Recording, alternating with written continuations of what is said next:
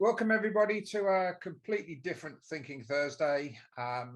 In the past, we've concentrated a lot on politics and I don't know, some of the more sort of grey sides of the industry.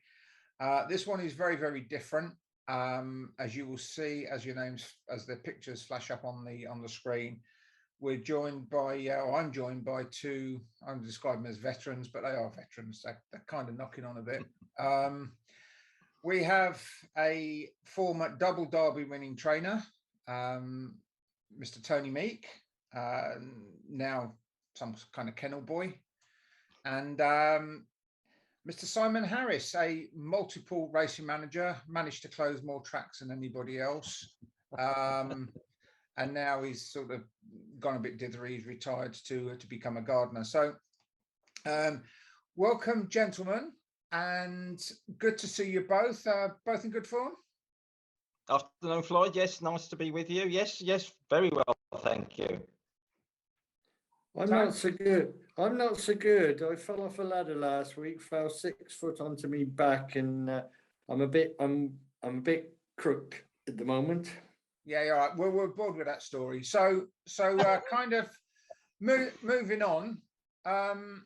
I guess I mean, the first thing that Simon and I were a little bit confused about is whether the internet had got as far as Gloucestershire, but clearly it has, which is good news. I wanted to take the pair of you back and ask, when is it you think that you first cast eyes on each other? I'm assuming it would have been Hall Green a long, long time ago. Well, I would assume so, yes. When Travis and his dad and what used to come to Hall Green in the older days, I would think, sort of around about 1976. I think what Tony thinks, is whether he can remember that far back. Yeah, I was working for Jeffrey at that time. That's when I started working for Jeffrey, so that's when I would have met you, Simon. Yeah, well, it's a long time, yeah. You were in the racing office at that stage, were you?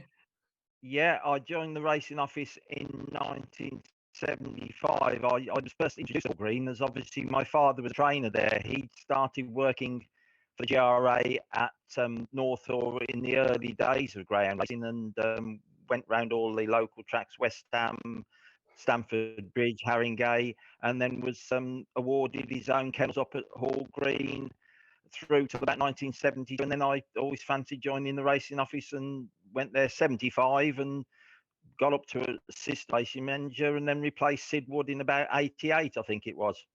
I take it then, obviously, would it be fair to call that, with all respect to your kind of your dad's era in terms of I don't know, professionalism, should we say that those kind of late 70s, early 80s would have probably been the bandit years, wouldn't they, in terms of looking at some of the gentlemen, Jeffrey included, Jeffrey, Bertie, Paddy Hancock's, all gentlemen who should we say, enjoyed a punt, like to be active?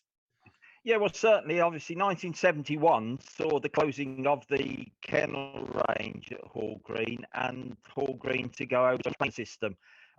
Jeffrey came on board, and then there was John Malcolm and Bob Greaves, Ben Parsons, and over those years, Hall Green took on Bertie Gain and Paddy Hancock from Perrybar.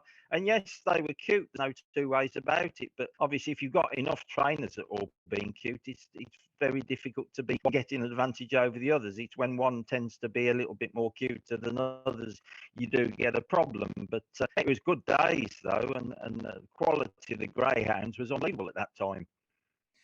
Tony, I mean, I can think back to those times of when you'd have been working for Jeffrey. That would have been kind of Autumn Bellin, Pat Seamer, Beau Swell, that kind of area. Yeah, that was exactly the era. The kennel strength at Jeffrey's was mind-blowing. He had some unbelievable greyhounds. Picture Parade, Mandalay King, Foxy Copper. Desert Pilot, of course. Desert Pilot was just after I'd left. Yeah.